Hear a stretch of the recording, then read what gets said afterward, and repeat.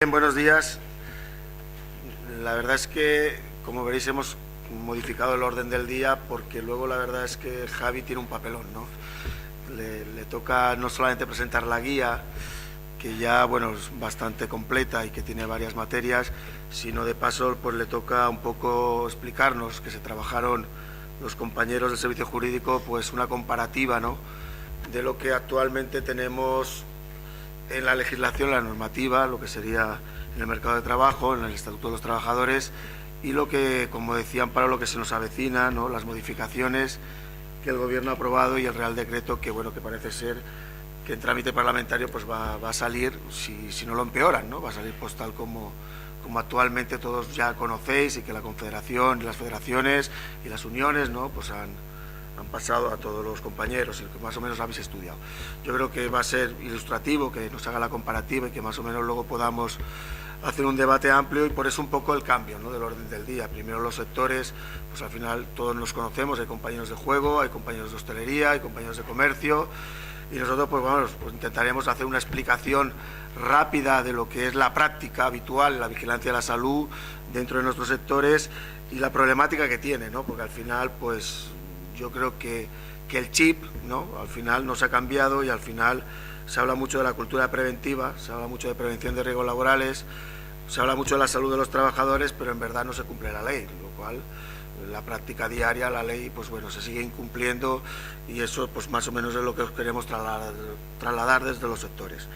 Yo lo que me toca, ¿no?, pues un poco, aparte de moderar la mesa, me han nombrado moderador, pues hablar de juego, ¿no?, y luego ya los compañera Emilia hablará de hostelería, y la compañera Paqui pues comentará los temas de comercio. Y por empezar yo, porque me han dicho, pues empieza tú y hablas de juego, pues empiezo yo y hablo de juego. Me parece que hay un compañero solo, pero bueno, bienvenido sea.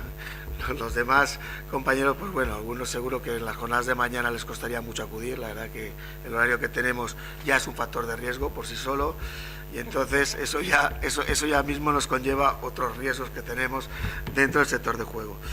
Nosotros en juego, la verdad que hemos elaborado muchos estudios, nos tomamos muy en serio el tema de la salud laboral, tanto de la Ejecutiva Federal como de las Ejecutivas Regionales. Quiero decir que no es que solamente la Ejecutiva Federal elabora los estudios. Sí es verdad que hemos tenido un poco más de iniciativa, porque más fácil ha sido para nosotros el poder buscar subvenciones que pudiéramos llevar a estos estudios pues, a los compañeros. Hemos hecho estudios hasta europeos, que al final no se ha distinguido mucho de lo que ocurre en España, pero sí se ha visto la diferencia grande de la cultura preventiva que existe en Europa y de la cultura preventiva que tenemos en España. Hablo del sector juego. Entonces el sector juego pues nos quedó un poco sorprendido, ¿no?, pues hablando de casinos, concretamente uno de los riesgos que tienen los croupiers que están en la mesa de blackjack, pues uno de los grandes riesgos es la situación en la que están dando las cartas y los movimientos repetitivos. Pues la situación, el estar en una posición fija, levantada, y el estar flexionando cada 2 por 3 para dar al cliente las cartas, pues les genera unos problemas de espalda que, bueno, que al principio no se ven, cuando la gente es joven y inicia su vida laboral no se notan, pero con el tiempo, pues claro, todo esto, pues como todos nos ocurren, nos vamos de alguna manera, pues estropeando, por decirlo de alguna manera, aunque no seamos coches, pero sí que vamos de alguna manera teniendo enfermedades profesionales que no se nos reconocen. Todo esto, pues bueno, al final en los estudios europeos, ¿para qué nos sirvió a todos? Pues para decir que todos teníamos los mismos problemas, que los movimientos repetitivos eran un problema en el sector del juego, que el estrés por las partidas, por el dinero que meneas, por la situación cara al cliente, pues lo tenemos en todo el mundo, todos los trabajadores en el sector de juego, que el horario nocturno genera unos factores de riesgo que todo el mundo lo sabe, porque es un cambio totalmente en tu vida, en tu situación personal, en tu situación de alimentar, cuando te alimentas, en tu situación de dormir. Entonces, todas estas cosas, pues al final, con el tiempo, no es como un accidente, ¿no?, que ocurre y en ese momento pues ya tienes la enfermedad, sino aquí en el tiempo que vas trabajando poco a poco, pues se te va degenerando un poco tu salud, y la verdad que lo vas encontrando pues poco a poco como estas situaciones te están perjudicando. Claro, la verdad es que luego el problema ¿cuál era? La gestión preventiva. ¿Quién daba gestión preventiva en las empresas actualmente en España? Nadie. Nosotros intentamos trasladar el modelo holandés, no porque nos gustasen más, no porque fueran más avanzados, sino porque en los casinos de Holanda decían, oye, tenemos este problema, le decía a la empresa. Y el problema lo planteaban y buscaban una solución y buscaban una medida preventiva.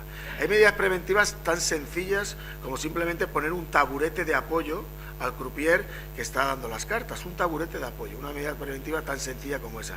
Pues en España es imposible trasladarla, seguimos teniendo el problema de que dicen que, bueno, pues que es un tema de imagen, que el croupier no puede estar apoyado mientras da las cartas, lo cual, bueno, pues entonces tenemos un gran problema. La inspección de trabajo no actúa, nosotros lo que hacemos es exigir cuáles son nuestras medidas preventivas para este factor de riesgo, porque se pueden eliminar la mayoría de los riesgos, y nos encontramos con que al final no se nos hace caso, lo cual la verdad que la situación verdaderamente en la prevención de riesgos laborales llega a ser un poco caótica. ¿Cómo nos estamos defendiendo ante ello? La verdad que con la negociación colectiva. En la negociación colectiva la verdad que en algunos sitios intentamos avanzar mucho, y donde la verdad que incluimos en la negociación colectivas cuáles son los factores de riesgo y cuáles son las medidas preventivas, la inspección de trabajo nos está haciendo un poco más de caso.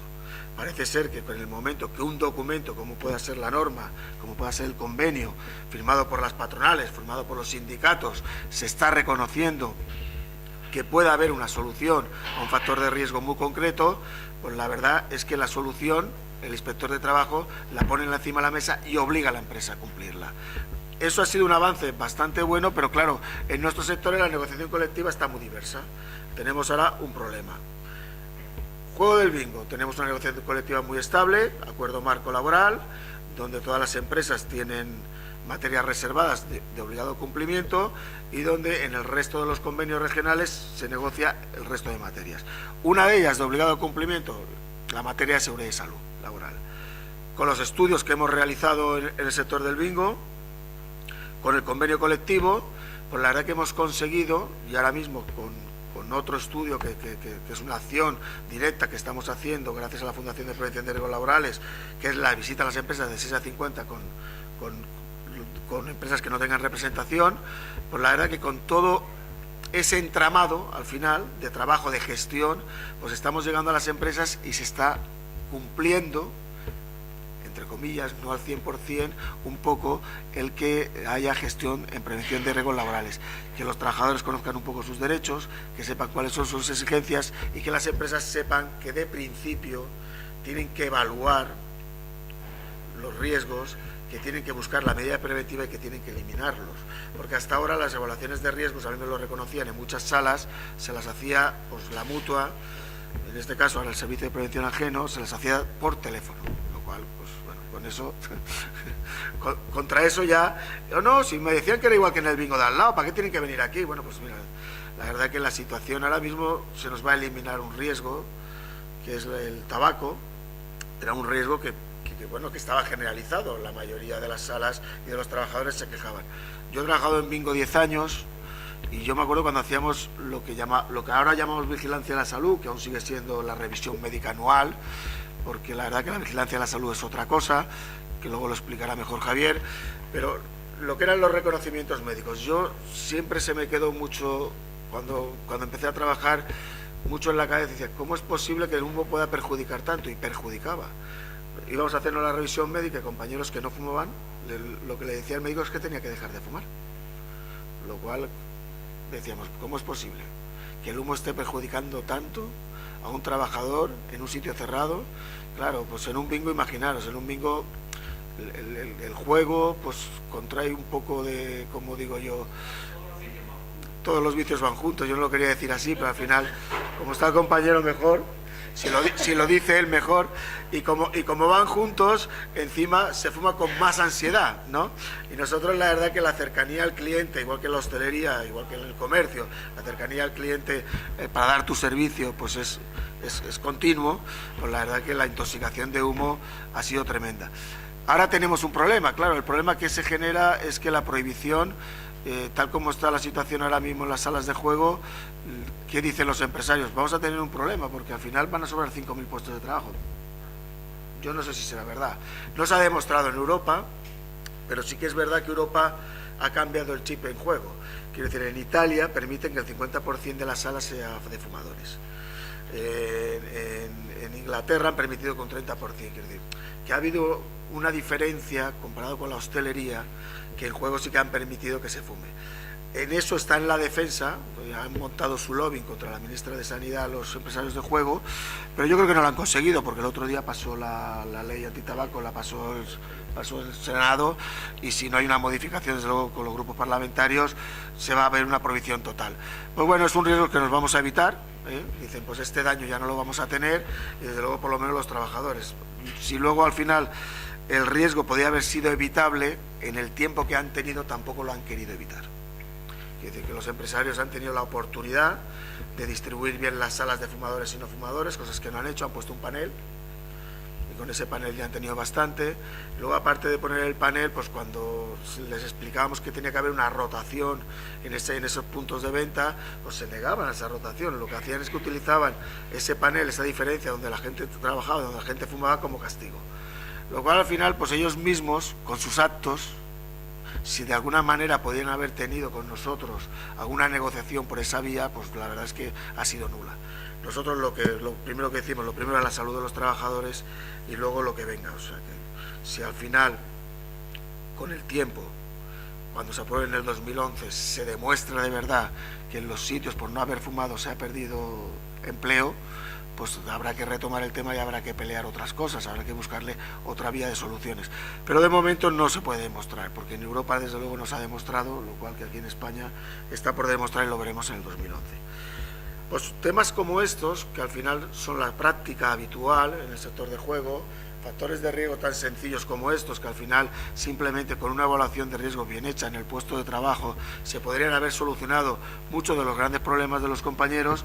La verdad que ha sido problemático. En negociación colectiva, como decía, lo hemos podido conseguir tanto en bingos como en lotería, pero tenemos un problema. El sector de juego hay 4 subsectores, pero uno de los subsectores tiene negociación colectiva de empresa.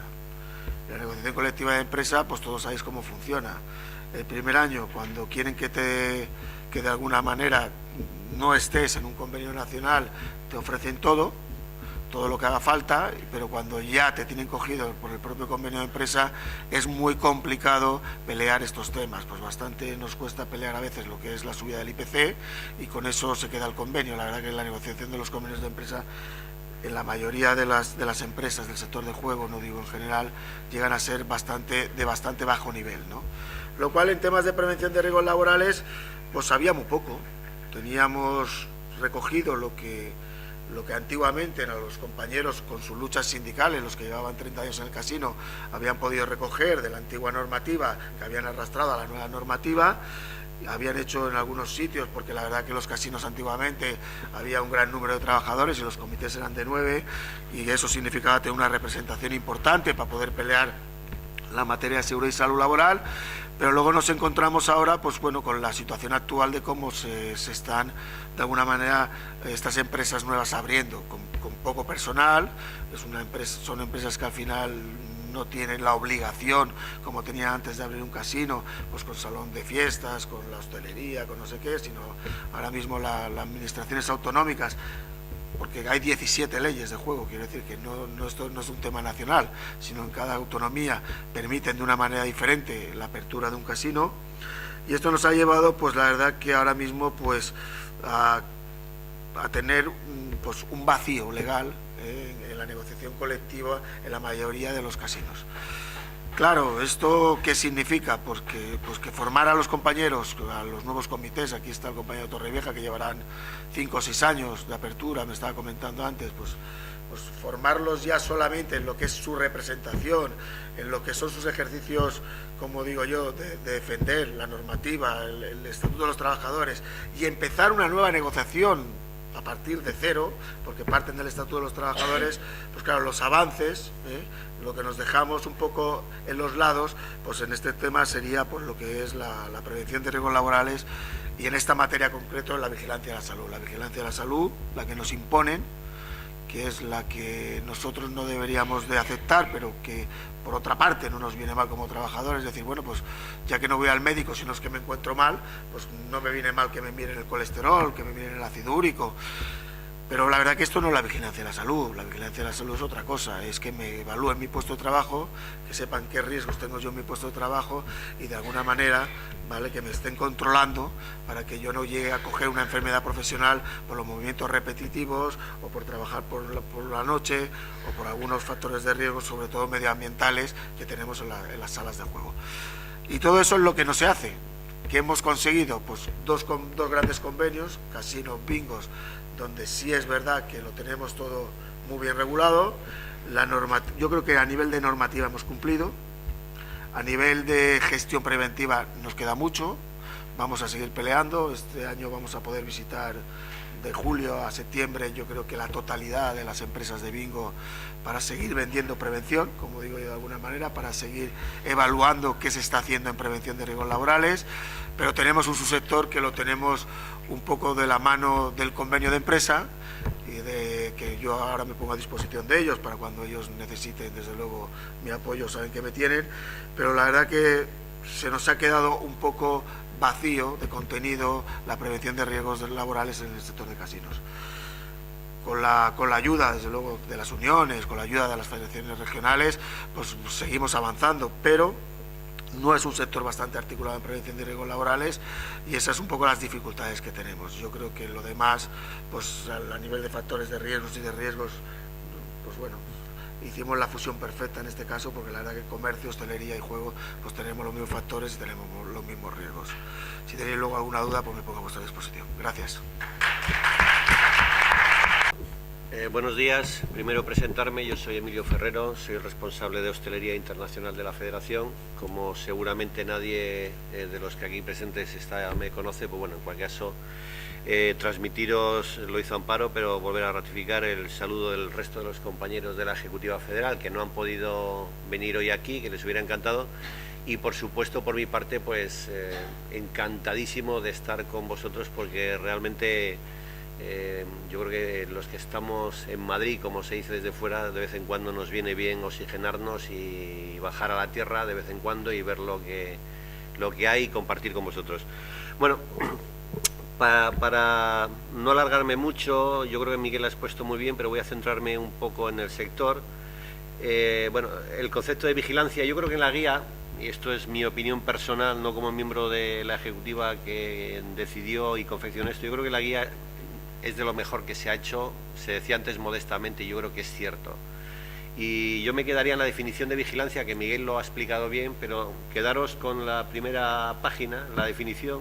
La salud no es solo la ausencia de enfermedad. Yo creo que ese es el concepto básico por el que teníamos o tenemos que seguir trabajando en el movimiento sindical. Sabéis, porque yo creo que ya tenéis cultura sindical de sobra, que esto viene inherente al sindicalismo. Cuando el sindicalismo hablaba de las 40 horas, lo hablaba en concepto de salud. Lo que pasa es que estas cosas se nos van perdiendo, fruto de la negociación colectiva, pero el sindicalismo habló siempre en términos de salud. Todos los avances en términos de conquistas sociales eran básicamente eso. Por lo tanto, yo creo que es una tarea que históricamente viene y que tendremos que seguir desarrollando. Como decía Miguel, pues nos hemos ido diluyendo en otras cosas, no porque hubiéramos querido nosotros, sino porque la otra parte nos lleva a ese terreno y se nos quedan por el camino. Bueno, sector de hostelería. Bueno, el sector de hostelería, yo voy a decir cosas obvias, de todas formas yo es que me gusta recordarlas. El sector de hostelería no es un sector neutro en términos de salud laboral. A menudo la gente cree por la calle que, bueno, que esto es muy guay, que estamos con vestidos ahí, que esto no es un sector peligroso, que aquí no hay enfermedades, que no hay accidentes. Pues las hay. Somos, que me corrija Miguel si eso no es así, somos el segundo sector con más accidentabilidad, seguido de la construcción. Bien, es verdad que no hay grandes catástrofes, grandes accidentes, pero en términos de enfermedad somos un sector muy peligroso. No se ve porque son enfermedades lentas, como sabéis todos que sois del sector, de los sectores, que acaban con nosotros a lo largo de tiempo, pero que en definitiva es un sector con mucha accidentabilidad. Más que nada porque además, como sectores que somos, yo hablo siempre de hostelería, la compañera hablará de comercio, la estadística está falseada. Digo está falseada porque hay un porcentaje altísimo de accidentes de trabajo que no van en las cifras porque se producen in itinere o se producen realmente en la función trabajando, pero que no se computan como tal. Nuestro sector de hostelería, los pizzeros, Hay cientos de accidentes que están computados como accidentes de tráfico y son accidentes de trabajo. Por lo tanto, este no es un sector neutro, todo lo contrario, y por lo tanto tenemos que tener una visión muy, muy amplia, muy conceptualmente de prevención. A propósito de esto, hay conceptos que se están manejando en Europa. A mí ahora me toca estar por ahí, por esos debates, aprendiendo algunas cosas y trasladando otras, como decía Miguel, al final para poner en común las realidades. Se está denominando a nuestros sectores en Europa con un concepto que a mí me gusta, que somos un sector asocial. Lo están definiendo así, por eso que yo os decía que este es un sector que parece que no existía, pero existe, que tiene muchos problemas y por lo tanto ya se están debatiendo muchas cosas en Europa de ahí. Y seguramente nos llegará alguna buena y alguna mala. Yo creo que en este caso creo que todas buenas, por lo menos pondremos en común alguna normativa. Por lo tanto yo creo que es importante que se empiece a hablar.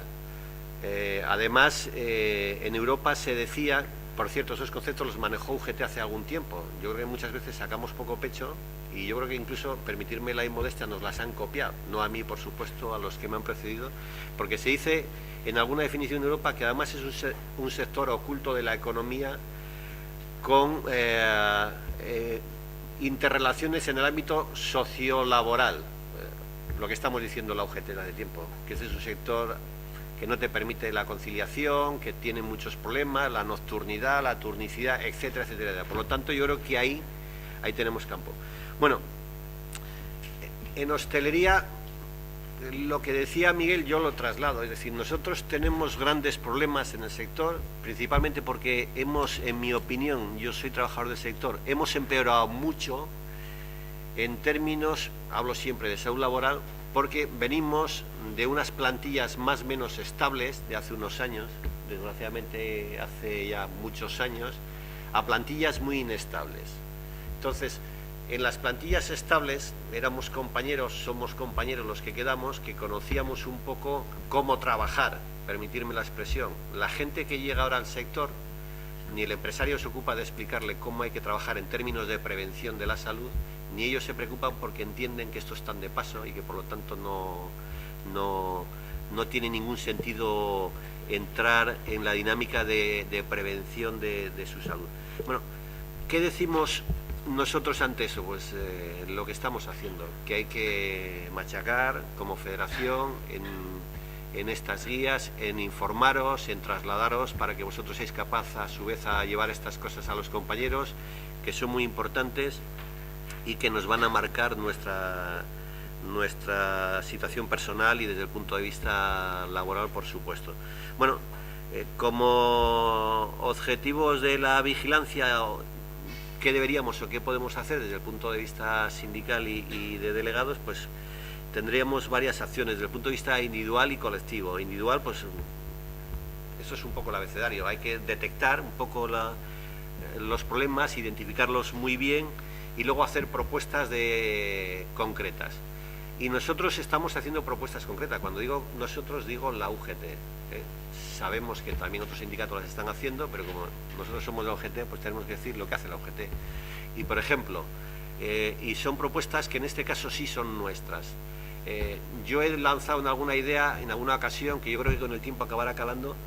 Tenemos que, por ejemplo, el estereotipo, sabéis que en términos de salud laboral, cuando hablamos de un estereotipo que es la compañera, y digo compañera porque el porcentaje altísimo que se dedican a ese departamento son compañeras, la compañera camareras de pisos de un hotel. Bueno, pues tenemos perfectamente identificado cuáles son los problemas que tienen las compañeras, cuáles son, en términos de salud, su vida laboral, cómo acaban su vida laboral, etcétera. Bueno, pues tenemos ideas ahí. Una idea es, ¿por qué no exigir, vía vigilancia y defensa de la salud de los trabajadores, normalizar? Cuando digo normalizar, lo hablo en términos normas ISO, la SUNE ISO famosa 9000, que es normalizar los ambientes de trabajo. Es decir, habrá que diseñar en algún momento una habitación que sea lo más laxa posible en términos de salud para las compañeras. Los cuartos de baño, los que sois del sector, las que sois del sector, son muy bonitos, pero son, yo diría que imposible de limpiar, de arreglar desde el punto de vista en términos de salud. Entonces, si se diseñan ambientes de trabajo como son cocinas, como son no sé qué, bajo unas normas, ¿por qué no la habitación también? Eso lo decimos en otras palabras, pero en el fondo queremos decir eso. Cuando nosotros decimos propuestas de adaptación del puesto de trabajo, las capacidades del trabajador o trabajadora mediante medidas preventivas o de protección especial. Pues esa puede ser una. Esa es otra que nosotros estamos haciendo, que está calando en el ámbito europeo, que son muy bonitos los colchones estos king size, pero que son imposibles de mover, ni por una ni por dos compañeras. Que por cierto, yo siempre digo, y yo creo que Miguel me contradecirá o me dirá que estoy de acuerdo, hay un Real Decreto de movimiento de cargas que yo creo que ese no se aplica ahí y debería de aplicarse. Es que es imposible que una compañera mueva un colchón que pesa 50, 60, 70 kilos. Entonces, tendremos que ir en esa vía. Una propuesta que hacemos en términos individuales también es corrección a través de la educación sanitaria de las conductas, hábitos y costumbres de los trabajadores.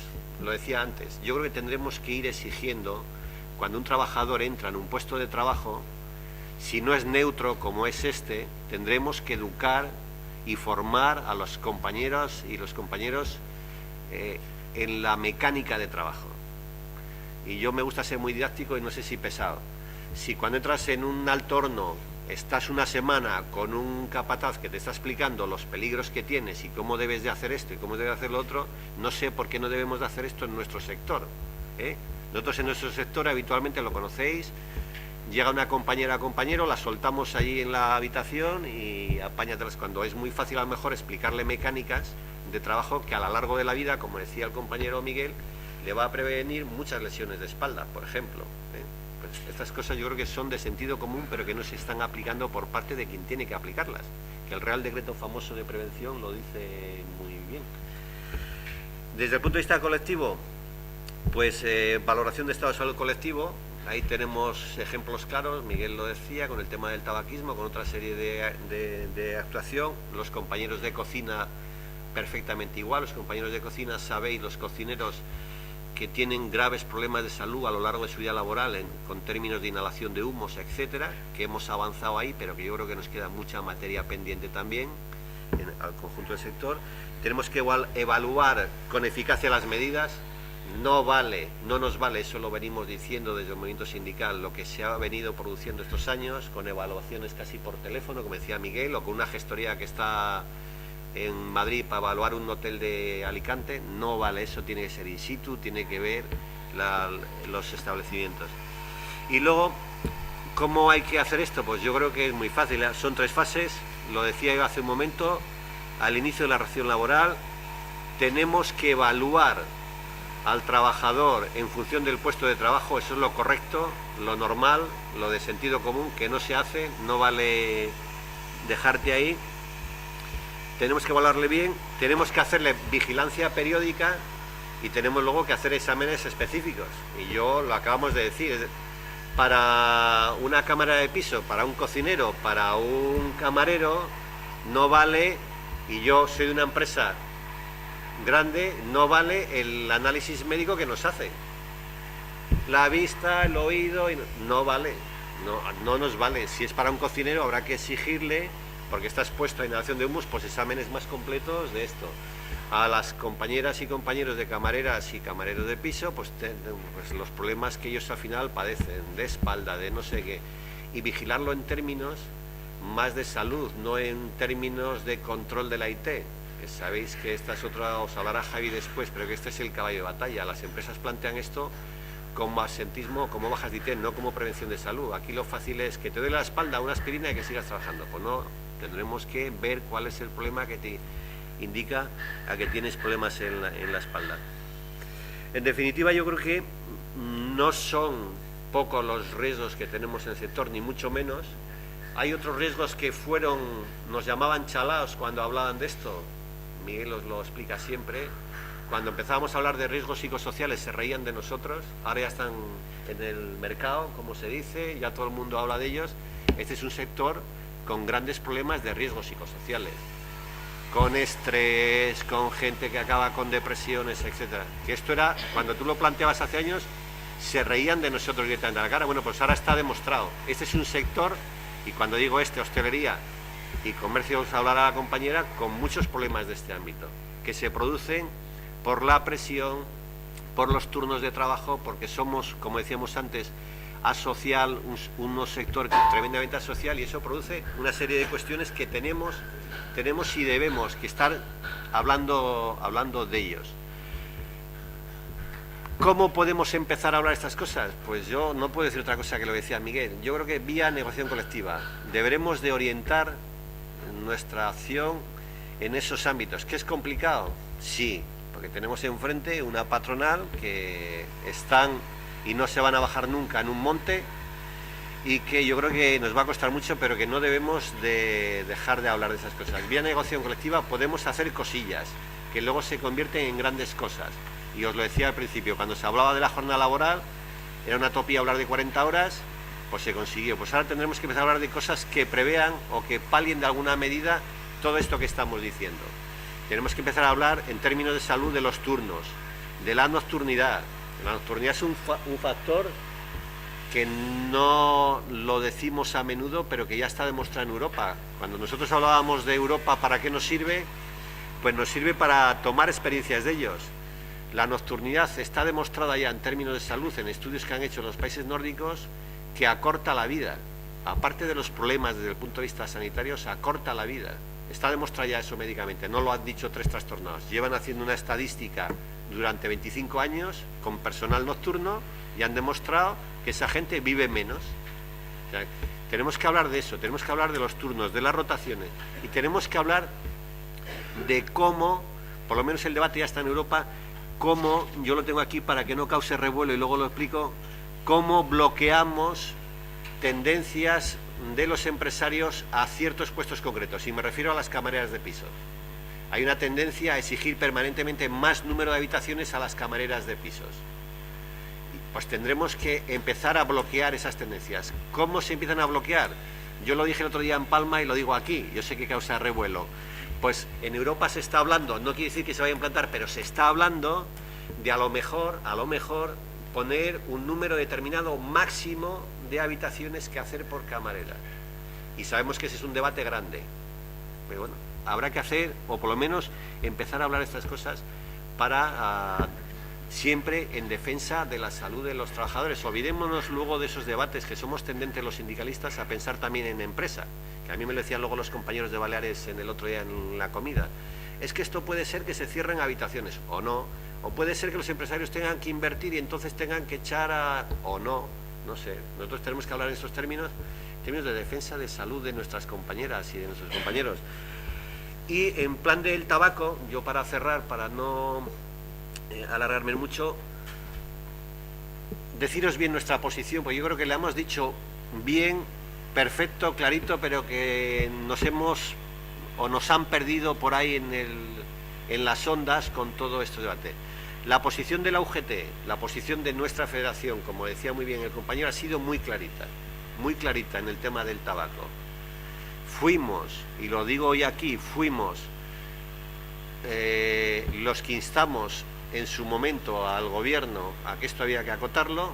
Fuimos los primeros que saludamos por un lado la ley, pero criticamos que no hubo el valor suficiente para hacer lo que se había hecho en Europa, que era la prohibición total, y por lo tanto saludamos la iniciativa nueva que, por cierto, me trasladaba la compañera Amparo, que se trae la noticia fresca. Ayer entró el trámite de enmiendas y que parece ser que no va a haber grandes problemas, porque todos los grupos parlamentarios están a favor, salvo 2 personas, que yo diría personajes, que desgraciadamente uno es el nuestro, que es el señor Fernández Marugán, que no sé qué pinta votando en contra de esto, pero bueno, siempre hay alguien que tiene que ganar. Por lo tanto, nosotros ahí esperamos, como organización sindical, pelearemos para que esto se lleve hasta la última consecuencia. Primero, porque lo que dicen los empresarios del sector de hostelería, que esto va a destruir no sé cuántos miles de puestos de trabajo, no es cierto. En Europa no se ha perdido ni un solo puesto de trabajo en los países que inicialmente empezaron con la prohibición total, como fue Italia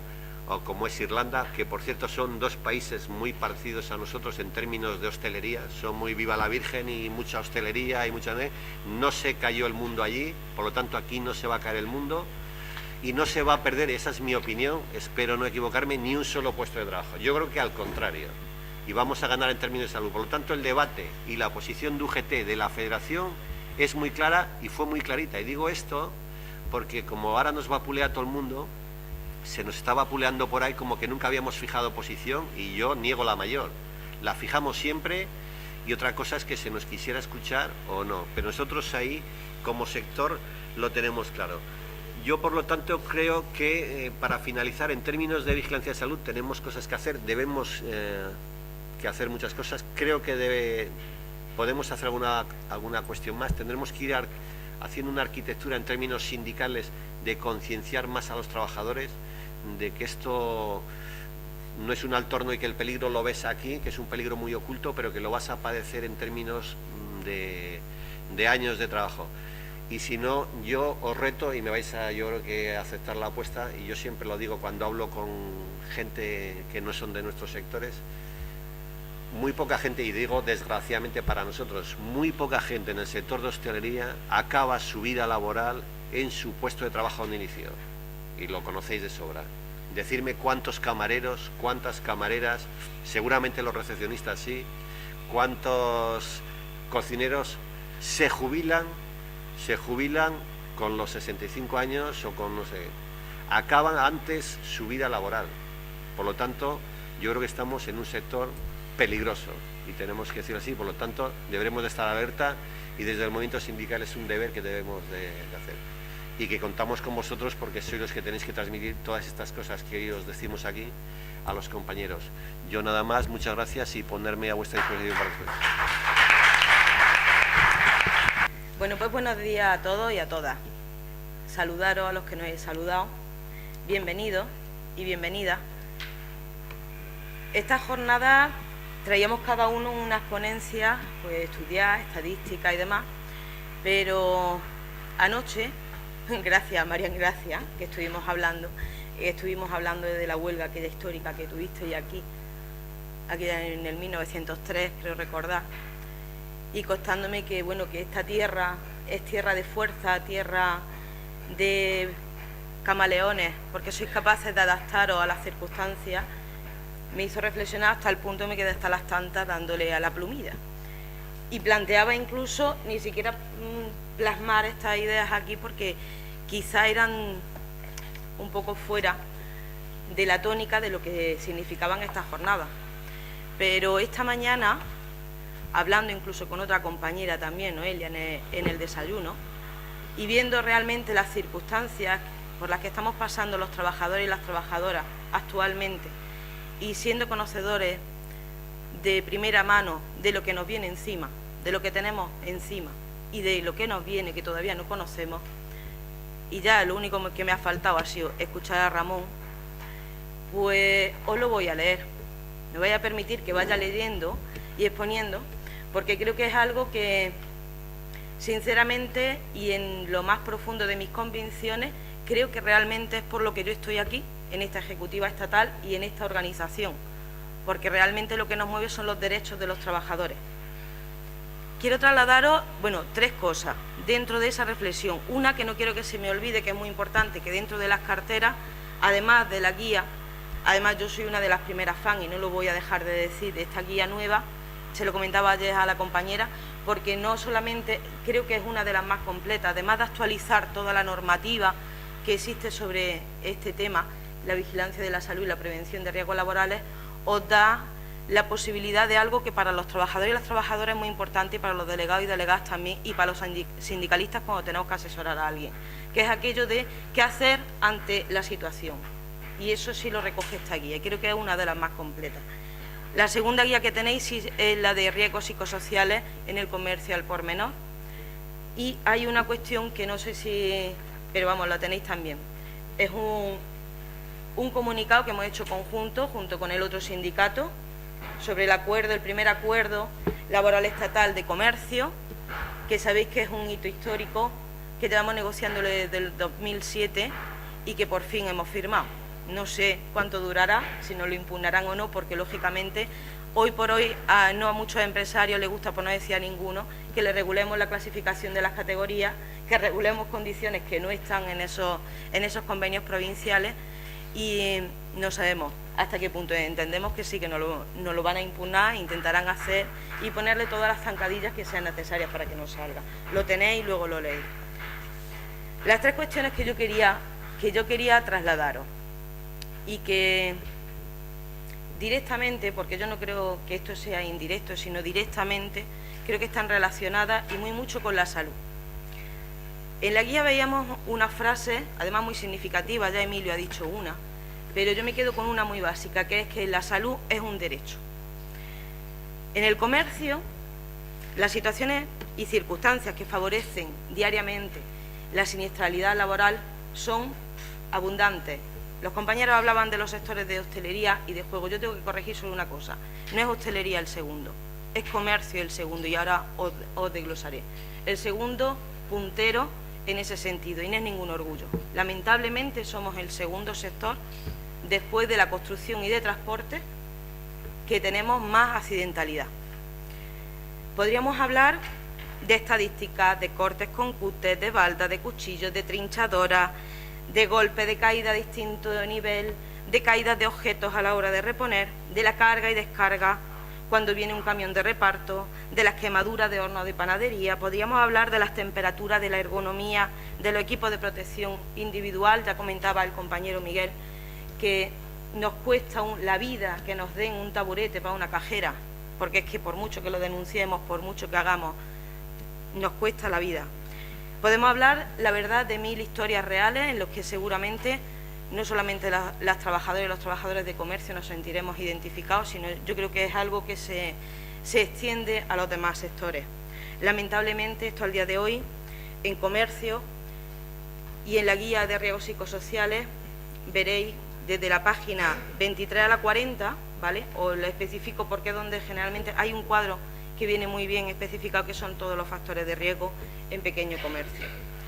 Hablar de la pérdida de salud está a la orden del día, pero como una crisis mundial sin precedentes como la que tenemos, aumentan las tentaciones de algunos empresarios por ahorrar en los costes en prevención de riesgos laborales. Aunque se ha detectado un descenso de accidentalidad en la jornada, se ha incrementado el número de accidentes en itinere, aquellos trayectos del trabajo a casa. Cuando se dan los datos de accidentes de tráfico, como ya apuntaba Emilio, camuflados están miles de accidentes laborales de comerciales, repartidores y transportistas de comercio. Tengamos en cuenta que, según los datos aportados por el Ministerio de Trabajo y Asuntos Sociales, en los 3 primeros meses del año, de este año 2010, mientras que a nivel nacional se han producido 156.182, y digo todos los números porque es que cada número es un trabajador y una trabajadora, entonces no voy a hacer aproximaciones, 156.182 accidentes sumados en jornada en itinere, de los cuales 190 han sido mortales. En comercio al por menor se han producido 18.810, 19 de ellos han sido mortales. En el país valenciano, concretamente, y en general, sumando todos los sectores, han sido 13.487, 22 de ellos han sido mortales, y concretamente en Valencia 13, en Alicante 7 y en Castellón 2. Y en el comercio, en el país valenciano, han sido 1.919, sumando comercio al por mayor, comercio al por menor, en jornada y en itinere. Y uno de ellos, un accidente mortal, ha sido aquí, en el comercio al por mayor. El sector de comercio, estamos justo después de la construcción, como ya os decía antes, de transporte, en lo que se refiere a accidentes mortales durante la jornada. Con respecto a accidentes en itinere, de las 20 muertes que se han producido a nivel nacional, 3 en los 3 primeros meses del año, el sector de la construcción ha tenido 5 y comercio 4 en estos primeros 3 meses del año. Me parecía muy importante e interesante dar estas cifras de datos en estas jornadas, porque realmente cuando hablamos de siniestralidad, de accidentes laborales, generalmente, y sale un medio de comunicación hablando de esto, generalmente hacemos una imagen que es un obrero cayendo de un andamio, pero realmente no es así. Accidentes laborales y muertes se producen en todos los sectores, y en comercio se producen diariamente situaciones laborales que hacen que seamos uno de los sectores con este alto índice de siniestralidad. Ese era uno de los puntos. El segundo de los puntos que anoche, después de hablar con María en Gracia, empezó a surgir, fue una frase, y la voy a decir tal y como suena. Los empresarios favorecen la pérdida de derechos. No podemos obviar el momento actual de nuestra sociedad, y en estos días estamos viendo cómo la patronal está al frente de su batalla histórica. Este decretazo va a suponer una gran pérdida de derechos laborales conseguidos a lo largo de los últimos 30 años, a través de la lucha sindical y de la negociación colectiva, a través de los objetistas como el que tenemos aquí detrás. Hemos conseguido, y gente como él, empleo estable, digno y de calidad, calendarios laborales, regulación de horarios, conciliación de vida laboral y social, calidad de vida, salario digno, licencia retribuida, jubilación anticipada, condicionamiento de la contratación previa. Podríamos seguir nombrando derechos y derechos que hemos conseguido los trabajadores y las trabajadoras a través de la Unión General de Trabajadores y que ahora los quieren eliminar con este decretazo. Javier os ampliará información, ya os han comentado que hemos metido dentro de vuestras carteras una comparativa con lo que teníamos, lo que ahora vamos a tener, los comentarios que nos hacen los compañeros, pero es que nos queda todavía mucho por descubrir, porque todavía quizás podrán, y esperamos, muchas enmiendas por parte de esta patronal. El tercer punto que yo quería trasladaros es, tal y como lo leo, luchemos por la salud y el futuro laboral. La reflexión que quiero compartir con vosotros es que hemos estado durante 2 años intentando salvaguardar los derechos y los intereses de los trabajadores y las trabajadoras de nuestro país. No hemos cedido ante las pretensiones e intereses de la patronal. 2 años de expedientes de regulación de empleo, de medidas extraordinarias, de planes de viabilidad que no han llevado a ninguna parte, incumplimientos de los acuerdos pactados. Todo por intentar que esta situación cambiase. ¿Cuántos han perdido la salud ante los despidos de esos expedientes de regulación de empleo? Esta misma mañana, hablando con la compañera en el desayuno, hablábamos que al día de hoy lo que ya consiguen por ley o por decretazo ya se estaba efectuando en nuestras empresas. Concretamente, el Grupo Inditex, por poner un ejemplo, en lo que es Zara, por poner un ejemplo, porque esto se podría sumar a muchas otras empresas, las compañeras y compañeros tienen los horarios flexibles, incluso en grandes almacenes, ya sabéis lo que no han firmado los amarillos, ¿vale? Esos horarios flexibles, ese hoy no vete porque ya no me hace falta, mañana no vengas porque tampoco, y si contestas, pues bueno, te meto en el cuarto y voy a ver cómo te resuelvo como sindicato el tema, porque pruebas ninguna. Lo que yo quería trasladaros es que ahora más que nunca debemos de crecer en representación sindical en estas empresas. No podemos dejar que los sindicatos amarillos y los malos empresarios hagan de las plantillas los trabajadores y las trabajadoras a la carta. No podemos permitirle que nosotros no seamos el filtro. Debemos de crecer en estas elecciones sindicales. Sabemos que van a costar mucho trabajo, porque la cultura del miedo está creándose. No les consintamos el abaratamiento del despido, las jornadas irregulares, los contratos precarios, la pérdida de derechos adquiridos. No les consintamos ni les dejemos que vuelvan a sembrar la cultura del miedo, el caciquismo y el señorito. Tenemos que hacer todo lo que sea necesario para que todo el mundo salga a la calle en esta huelga general. No podemos retroceder 30 años. No nos queda como sindicato más que luchar con la arma que nosotros tenemos, que es la bandera. Ante este ataque, compañeros y compañeras, debemos de salir a la calle. En nuestro congreso el lema era: es el momento, sabemos qué hacer. Ahora o nunca tenemos que luchar por nuestros derechos y por los derechos de los trabajadores y las trabajadoras a los que representamos. Gracias.